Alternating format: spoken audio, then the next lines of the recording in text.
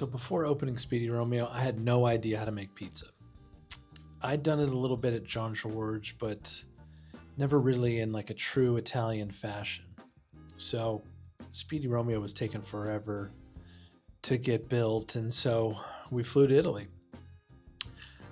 Our amazing friend Judy took us all through Rome, Florence, but Naples is where the rubber really hit the road. She hooked us up at this pizzeria called Ocora i Napoli, and they showed us all their secrets. They were like, this is how we make the dough, this is how we cook the pizza, this is how we make the sauce, and this was the result. Simple, beautiful, delicious, easy flavors. Forever grateful for these guys. So the key to good tomato sauce is a San Marzano tomato. You got to look for these logos, these stamps, and a serial number. And that's what a real San Marzano tomato is. So biggest takeaway from Naples was the tomato sauce.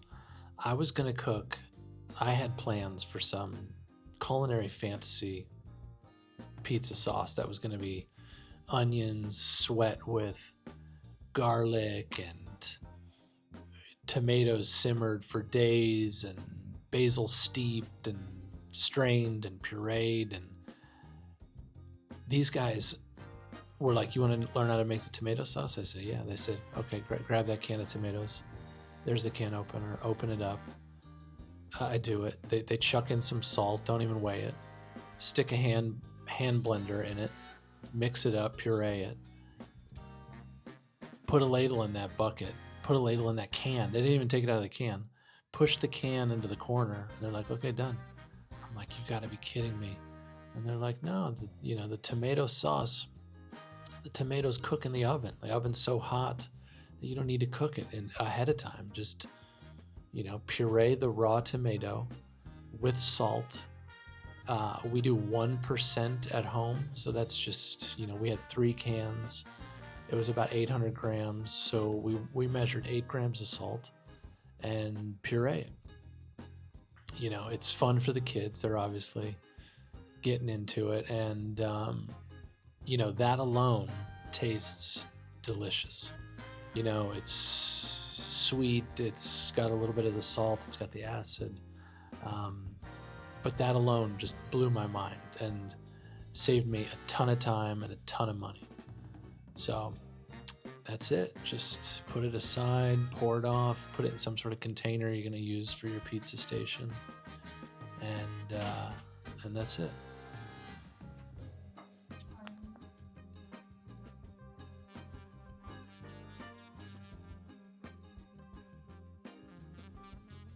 So another way to make pizza easy at home is buy dough from your local pizzeria.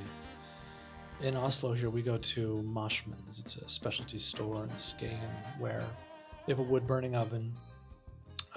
They make great dough. It's really easy to shape, and that's what's best about buying dough from a place that makes it every day. It's going to be consistent. It's going to be easy to shape, and usually that's one of the hardest things in home pizza making is just getting the shape of the dough. We're picking up some fresh basil and heading home.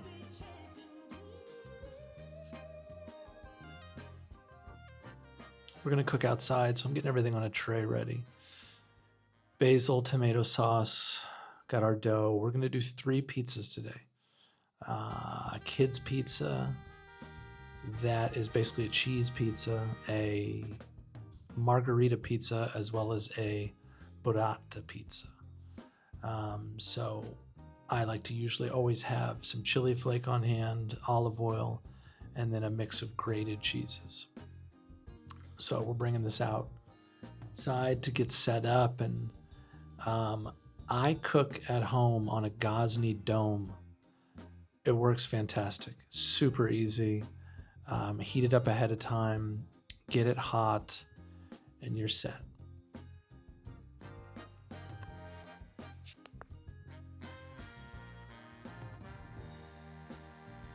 So it's past lunch and now the kids are getting crazy, so it's like the old, put your gas mask on if the plane's going down first, but it's the other way around when we're making food. So let's get these kids fed, and then I can focus on the recipes, the adult recipes, if you will. So, making pizza with kids is fun. It should be fun. It doesn't have to be perfect. It is, let them make mistakes. It doesn't need to be round, it could be whatever and however much they want to put on top of these things, but to make them edible, it's best to try to keep the sauce inside so that there is some sort of crust, and they don't go too wild with the cheese. Otherwise, it'll just be just a loaf. So this isn't too bad. I'm surprised that we even got some basil on there, but he was stoked to make it look pretty. So off into the oven. A little spin. The Gozney works really well. Keep it moving, get the color you want. And from there, it's it. Chuck it out. They go quick in there. It takes about 2 minutes, 3 minutes, because we're cooking at around 700, 750 degrees.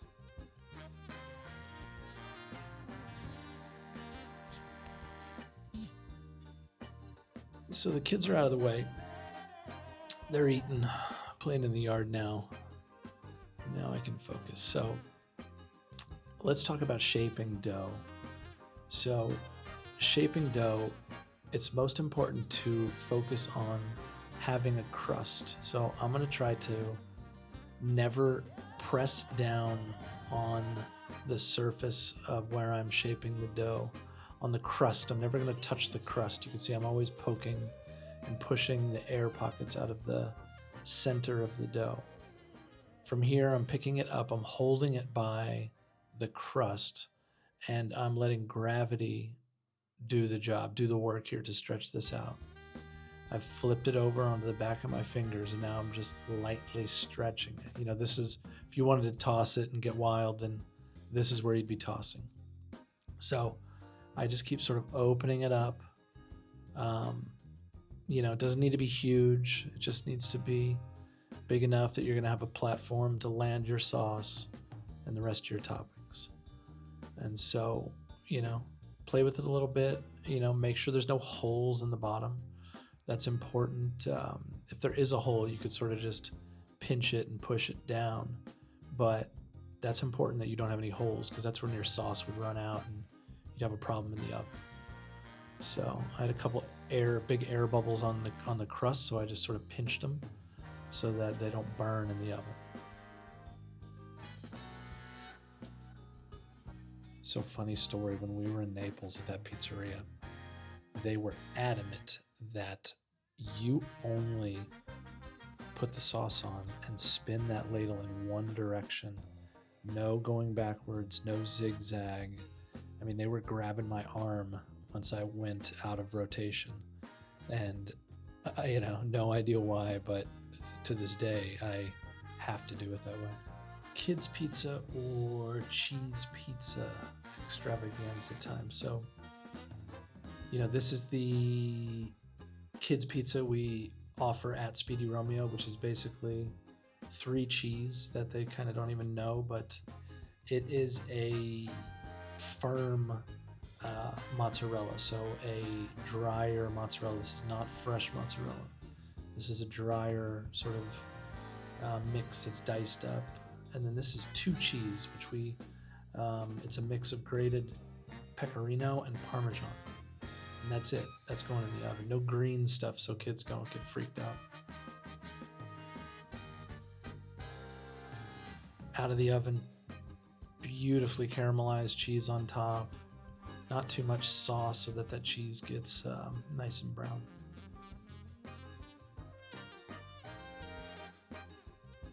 So now we're on to the Burrata Pizza. So we are now putting a little bit more tomato sauce than we did on the kids' pizza. a little more than we're going to put on that Margherita pizza as well. So a good amount of Sicilian dried oregano. You can find this at like your Italian specialty stores. I got this at Smack of Italia here, as well as the tomatoes, the canned tomatoes. We got the San Marzano tomatoes. So a little bit of sea salt, a little bit of olive oil, and that's going in the oven to cook. These pizza peels are important. They basically will just scoop that pizza right up off the counter. And once it's on there, you can sort of pull the pizza a little bit bigger if it's gotten misshaped a touch. And then that's ready to go right into the oven. So this pizza's cooking in the oven right now. Give it a couple spins, moving it always from the heat side because you know it's going to be more cooked underneath that side of the dough. We'll do another pizza video some other day, but that's ready and coming out. So boom, you can see here just tomato, on top with that oregano, and then taking just spoonfuls. I sort of broke up the burrata in the bowl, and I'm just putting spoonfuls of room temperature burrata on top of this pizza. And from there, it's now just garnishing this pie. So finishing dishes, finishing pizzas is kind of something I think that makes Speedy Romeo a little bit different in how I sort of look at food, but it's about making sure it's perfectly seasoned right before it goes to the customer. So I'm tearing basil on top of this pizza, a drizzle of olive oil, ground red pepper flakes, sort of your pizza flakes, sea salt, and that's it. Really delicious. Your acidic tomato sauce is balanced by your creamy, rich burrata, and it's delicious.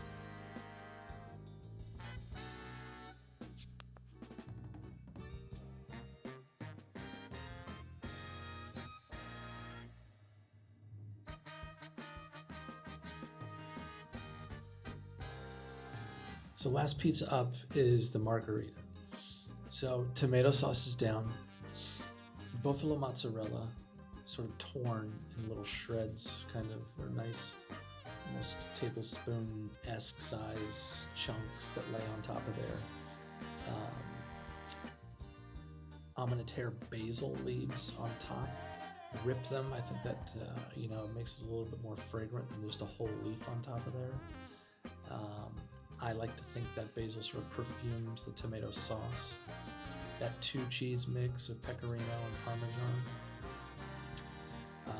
On top of that, I'm going to put some of the Sicilian oregano as well. From here, I'm going to sea salt all those little pieces of cheese, and then that red chili flake. From there, a little drizzle of olive oil, and that's ready for the oven. So this is going in the oven, same deal.